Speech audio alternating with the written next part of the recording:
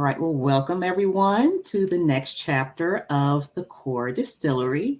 I'm delighted to chat with Andy today about life as a financial planner at Core and all of the interests, passions, and goals of what's next in this chapter. I'm Dawn Abernathy. I am a financial planner here at CORE, and I am loving the opportunity to chat with other peers as we just share our interests and how we love to serve the world. So today I'm really excited to learn more about Andy with you and um, enjoy our time here today. So, Andy, I'll start with the first question.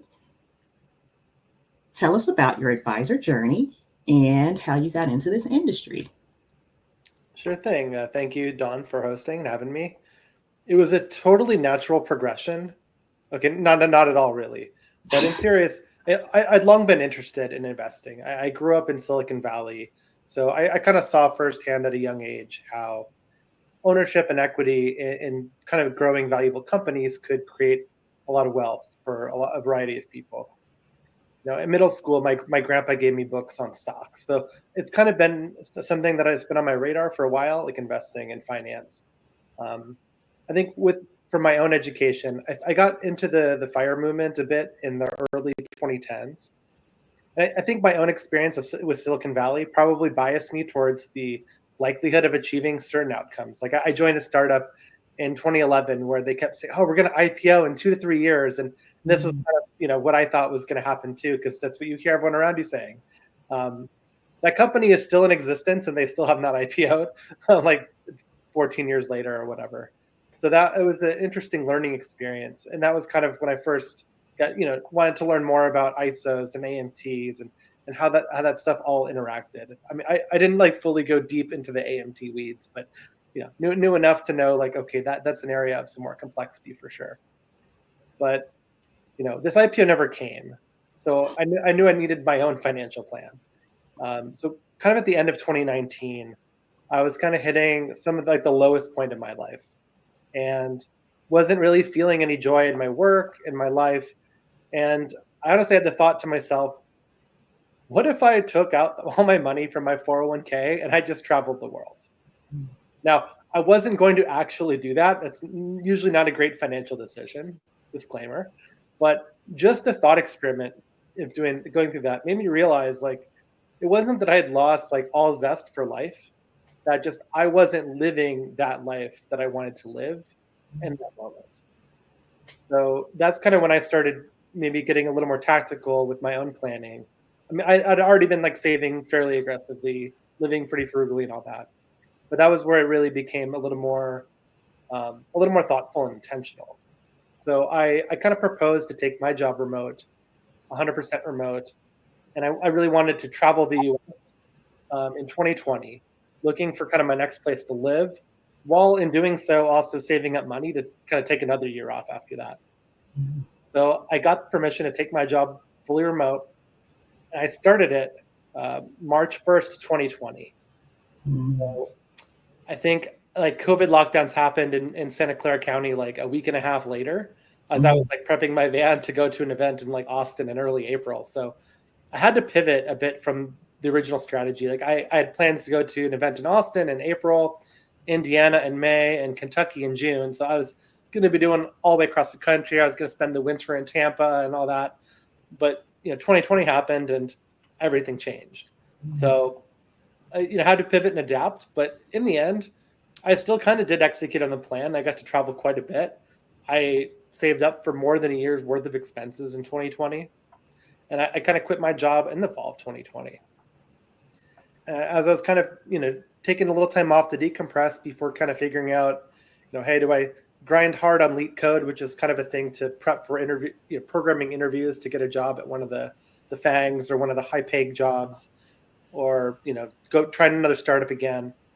I had a friend, actually, I was taking a machine learning course at the time, and I had a friend from college. He asked me for help with investing, which really was the first time that it popped in my mind of like, what is required to do that for a living? Because that sounds pretty cool to be able to kind of help people with their finances and really kind of help them really live their best lives. So that really just kickstarted off this whole process of diving into what's like minimally required, and then from there kind of continuing to like learn what skills I needed to build to really do it well. So I read the Kitsis article on starting an REA for $10,000.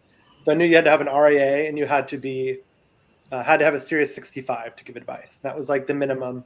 So I pretty quickly started studying for the Series 65, and after doing that, realized like, yeah, I definitely am not qualified to give real advice at this point. Like I knew legally I had the license, but so that really kickstarted me then going down the route of studying for the Certified Financial Planner certification, which I've passed the exam and done the coursework.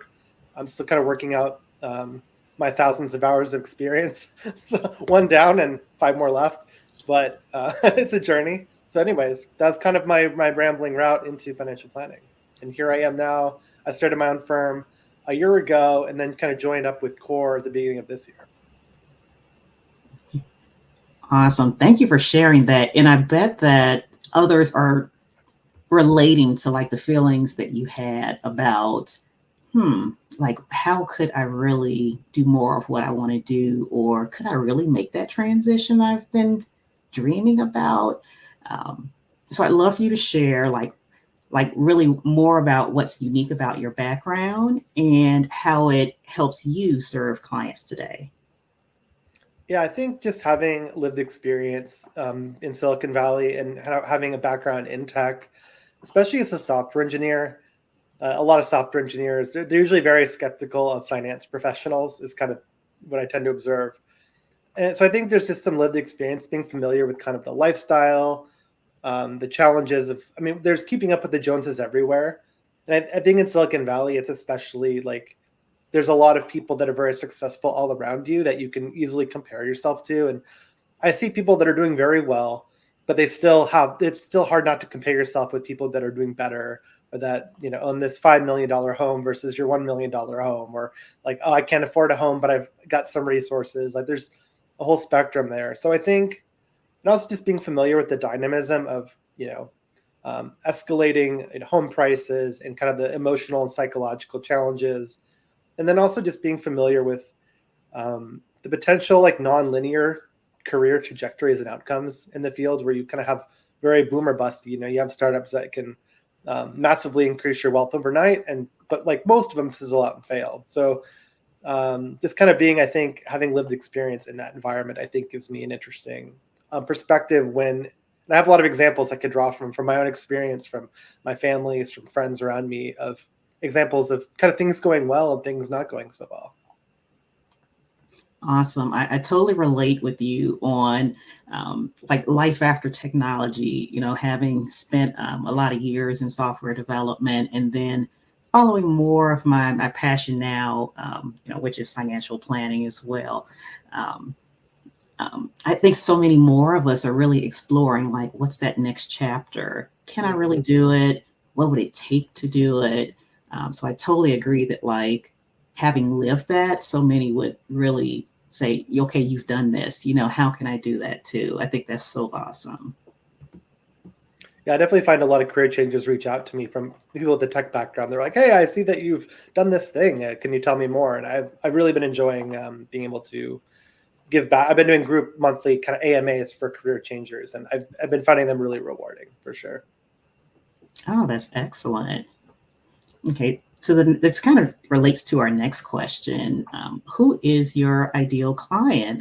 Like you've already kind of shared a bit about some of these career changers. Are there more?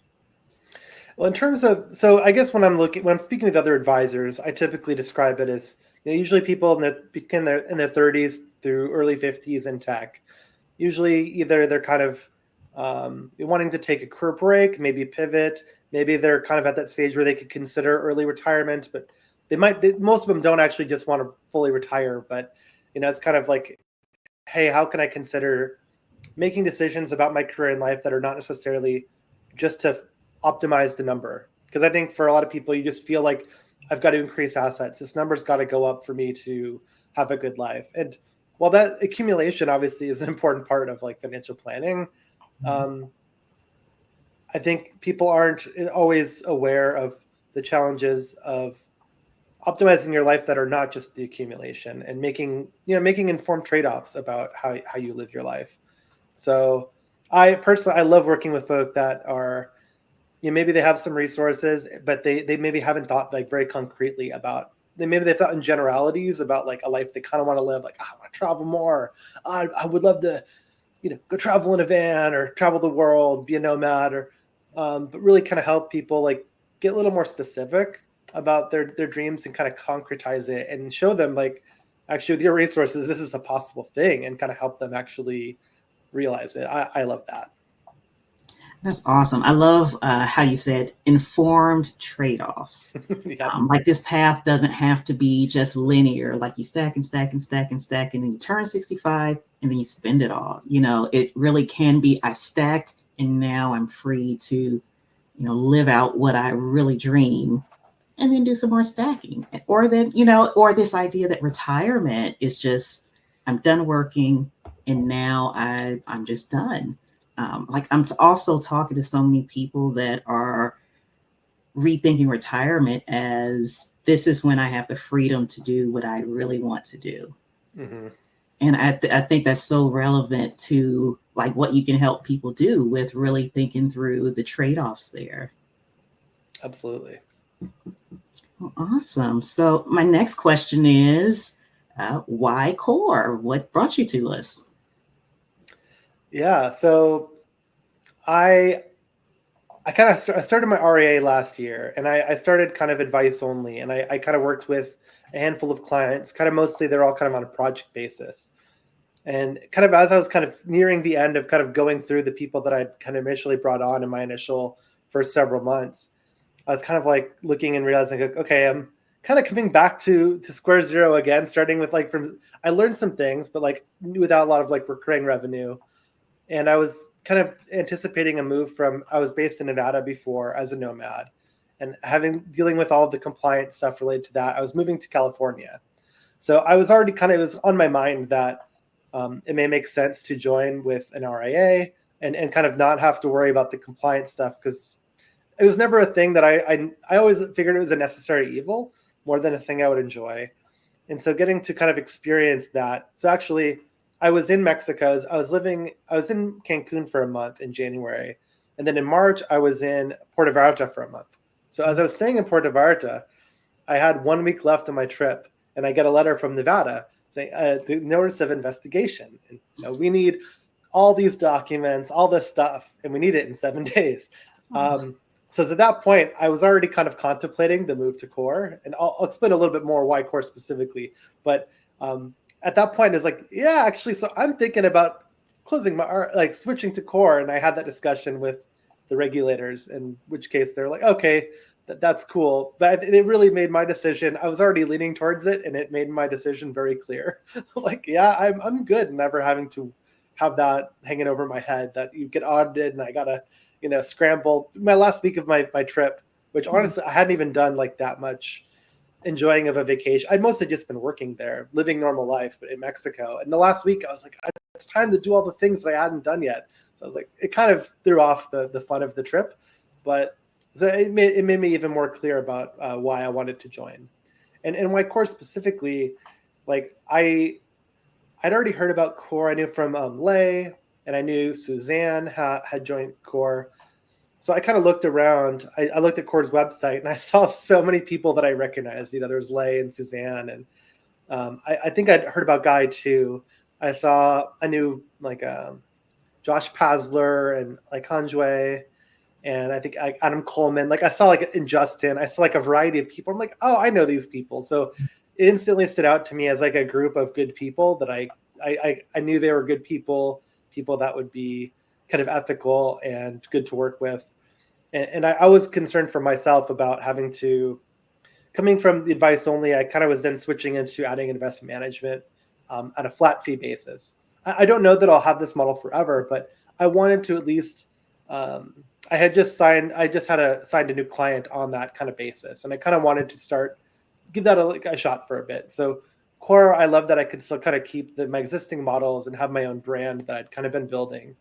But not have to do the compliance, and then also being in a community of people that at different stages of their journey. Like I love that there's like a lot of people who are kind of like me, just in those early stages, starting out. But there's also people with a lot of experience, and there's people that are like, yeah, I'm good. I don't want to have the fixed overhead of running their own RIA, but they like working with clients. So I've really come to love the community for sure. Yeah, that's awesome. Like I really understand, like you can spend more time doing the parts you love, and let someone else do the compliance, as opposed to spending your time on that part that someone else can do for us very well, by the way. And I think that's a great way to think about it too. Is there something that surprised you or that you found to be unique about Core? I'd say just the diversity of ideas and backgrounds. Like, you have people in core with like many years of like decades of experience, that they've been in the industry like their whole life. And then there's, folk that are just career changers just starting off. You get a variety of perspectives, and it's a broad set of opinions and viewpoints, instead of just being like an echo chamber. Like I feel like only financial planning spaces could definitely become their own echo chambers. But I feel like core has got a good amount of different perspectives within it. So that's been very helpful. Oh, very cool. Okay, so on to some more maybe fun and personal questions too. What is your favorite music? Depends on my mood for sure. Like I listen to a wide variety of music. So like this summer, like for instance, I went to like 5 concerts in 5 weeks at one point of the summer, just because the way they happened to line up. But I saw Green Day and Sum 41 and Incubus, Dirty Heads and Revolution. So you can see there's some of those kind of like 2000s punk music, as well as some like California reggae kind of stuff. I also listen to like hip hop, rap, EDM. I've been learning Spanish since going to Cancun in January, so I'll also listen to like Latin reggaeton as well. I've been enjoying that. And then sometimes I'll just put on some classical music or some low key like ambient sounds. But yeah, so it's a bit all over the place. Yeah, I bet your Pandora channel is really fun, by the way. I'm also, my guilty pleasure would be comedy rap. I love comedy songs. Like I grew up listening to like Weird Al, and then now I'm a big fan of like The Lonely Island and Little Dicky or some other kind of bands. Yeah, those are epic. Like you went to the OG with Weird Al. Like, right. I think Lonely Island is like it's probably like number 2 on the list for me too, for like nice. the comedy rap genre. Pretty epic. Actually, for Halloween, I don't know if you saw, they did a Bash Brothers special. Is a Mark McGuire, and they have a 30-minute Netflix special. It's like they call it a visual or a visual poem, I think they call it. So my partner and I, we dressed up as my first partner costume. We dressed up as Jose Canseco and Mark McGuire. We stuffed ourselves full of like muscles, and we had like fake little syringes where we were like, pretending we we're shooting each other up with steroids. But it was a lot of fun. You have to post the pictures. Thank you. Or at least share it with us in core. Yeah, exactly. Yeah, maybe over there. Oh, awesome. What is a recent book or movie that you really enjoyed? Yeah, I read a lot of books, and I used to watch a lot of movies. I feel like I've been slacking. I've been catching up on movies that I didn't watch when they came out sometimes. So it gives a little time to let the test of time simmer. So for books, I read a lot of nonfiction, some sci-fi as well. So like lately, like in terms of money books, like I've read Your Money or Your Life and Die with Zero. I thought were both kind of interesting, philosophical but actionable kind of different money books. And then in terms of non-money, a couple books I read recently was, which they're kind of approach the same thing but from very different perspectives. One is called The War of Art, and the other is The Artist's Way. So ostensibly kind of on the same subject, but they come at it from very different perspectives, which was interesting. And then movies, I love things I could watch at the drive-ins. So I don't watch a lot of horror. So I like it when they have good like adult comedies. Sometimes I'll watch like the kids stuff that's animated or whatever. But so like lately in that vein, we saw The Wild Robot, and the Deadpool and Wolverine was pretty funny too. I enjoyed that one. Oh, very cool. One of my favorite questions: what is your one meal to share with family or friends? Mm. My easy go to if I'm just ordering is usually pizza. I feel like pizza is like the most common denominator food. When I'm making it for guests, I like to make tacos because it's all similar. Like you can kind of cook up a big batch of meat and have a bunch of veggies and give people some different options. So tacos would probably be up there, and I both like white people tacos. So if you have there's a video, a viral video out there called White People Taco Night. So if you haven't seen it, you should definitely watch it. It's pretty funny, and it accurately describes like the white people taco, which I find very tasty. Um, but I also like authentic Mexican tacos as well. I like making stuff in the crock pot. So one of the recipes I do, I make a honey lime chicken in the crock pot. So I get to smell it like all day as it's cooking and smell the delicious juices. And then I make tacos with it. And then usually like for leftovers, we'll have like we can do like not sprinkle it on top of nachos or kind of use it, repurpose it in other fashions as well. That's awesome. A couple questions. One, are you really doing the cooking? And two, you have to tell me more about these tacos. I'm a taco lover myself. I like all kinds of tacos. I don't think I've had too many bad tacos, but you have to share. I'm not the best cook. I don't cook. Most of my girlfriend definitely cooks more than I do for sure. I'm pretty bad at it. I am like I will if it's just up to my devices, I will go for whatever just easy and simple, and I'll eat like the same thing like over and over. It's because it keeps it easy in terms of like okay, how many calories is it? Like easy to make.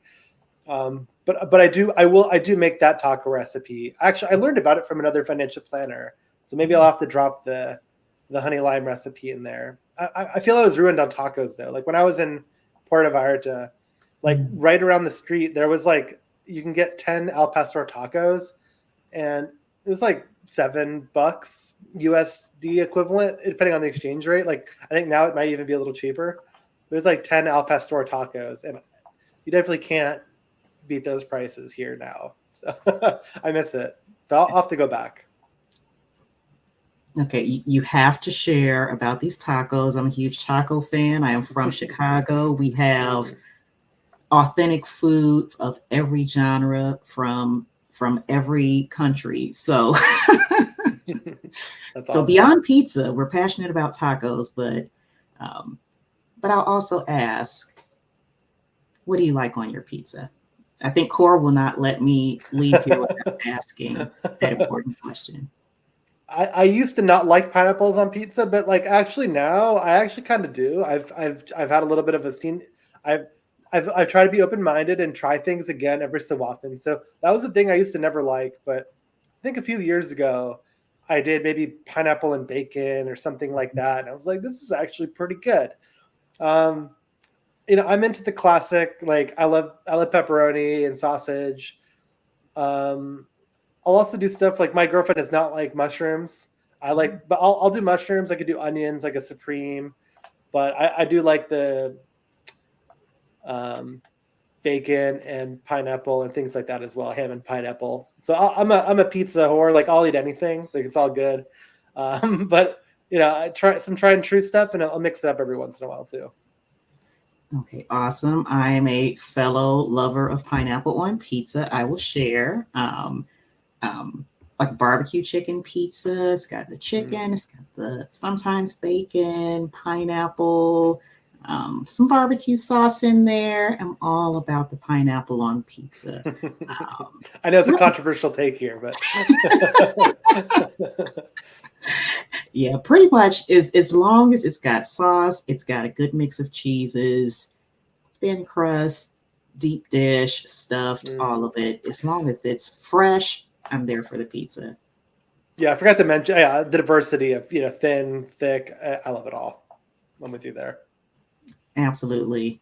Cold, hot, no, hot. I mean, cold pizza still works too, but I What do about love it fresh and hot. As pretty great. what, what about pizza bowls, no crust? Ooh, I don't know if I've had a pizza bowl. I'll have Mhm. to. I'm sure it's probably delicious too, but I do kind of like the crust actually. Like I know some people don't. I'll sometimes eat my partner's crust because she doesn't like them, but I like the crust. It adds some like form to it. Yeah, I'm all about the crust too. I can go crustless, cauliflower crust, Mm. wheat, regular crust. It's all good. Yes, pizza unity here. I love it.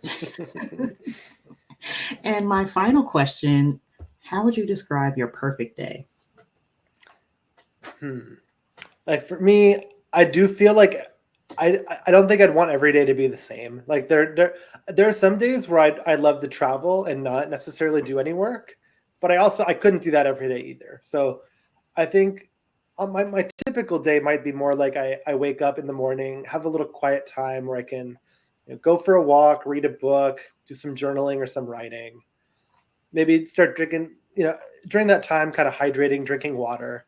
And then maybe kind of after doing some of the walking, reading, writing, maybe enjoying a little bit of caffeine, kind of starting to wake up and maybe go for a shower and kind of start maybe doing like 2 to 4 hours of kind of like focused work, um, with maybe writing or doing some financial planning or something that requires that kind of deeper focus. And then maybe spend some time outside in the afternoon, depending on the weather, depending on the so much of the two. I try to take advantage of the seasons as they come. So like when I was working in Cancun, some days it's like, well, I see the rain's coming over the weekend, so let me try to take a day in the middle of the week to kind of have like a beach day, so that on the weekends I could then kind of restructure my week so I can take advantage of those activities when they're available. And I do, and then from there, kind of usually also some time moving my body, like going to the gym or just kind of doing another walk in the afternoon. And then kind of in the evening, I like being able to enjoy a meal with people I care about, maybe do some social activities. I love filling my time with learning and travel. Those are probably my biggest obsessions as a meta category, would be learning new things and traveling and experiencing things. So depending on the time of the season, that could be all over the place. But those are kind of the two consistents for sure. That's awesome. That sounds like both relaxing and energizing and restful and energizing all at once. That's cool. I have one more question from the floor at Core, and that question is um, is okay. So you mentioned reading about art. What can that industry inform the financial industry on? And also, what was a takeaway from those books that help you to do your job? Hmm. So I guess the way that I interpreted art in both these books, as being I'd almost say like creating a business is an art form to a certain. Like it's not necessarily you're doing traditional like creating on a canvas using watercolors but I mean there's obviously art can take many forms. Like I also do. Um, I dance with fire, like I do fire spinning. It's not traditional art there either, but it's like a different form of expression. So even I feel like marketing, creating, like writing content, I kind of also view that as part of expressing creative energies. So, and I feel like showing up as a business owner and like creating systems and processes, like I feel this is all just is a different form of art. So I think that there was a lot useful in both of them in terms of how to structure, how to think about using your time and how to manage your energy. I think are very applicable to really anybody. But I think and I feel like we're all artists in some form, depending on how, like, I'm not traditionally creative. Like I feel like I can play a little bit of ukulele, but not very well. I can try to sing, but it'll be very off key, but I enjoy doing it just because I think it's a fun thing to do. So I feel like this kind of stuff is my form of creative expression. And so the takeaways, yeah, I think they both kind of had interesting strategies for navigating, um, harnessing your creative energy based on your kind of rhythms and prioritizing what you need to do. Oh, awesome. I really feel the creative expression, when we're like coming up with cool solutions on how to help people create the world that they want for themselves or whatever abstract or concrete goal that they have, like coming up with the ideas and creating like something on paper out of what they've shared, just as a feeling or idea. I do feel like that is a like part of our creative expression, even as we serve our clients. 100%. Very cool. Well, it's been such a pleasure speaking with you today, Andy. I mean, it's been awesome. I mean, and to actually be able to like chat instead of just chat and shoot breeze. And it's been awesome to hear about your history, your passions, your creativity, and how you serve your clients and what you've built your business to be. And we're so happy to have you here at Core with us. So, everyone, thanks for joining us at our Core Distillery. And thanks again to Andy Moran. And we will see you next time. Oh, thank you very much.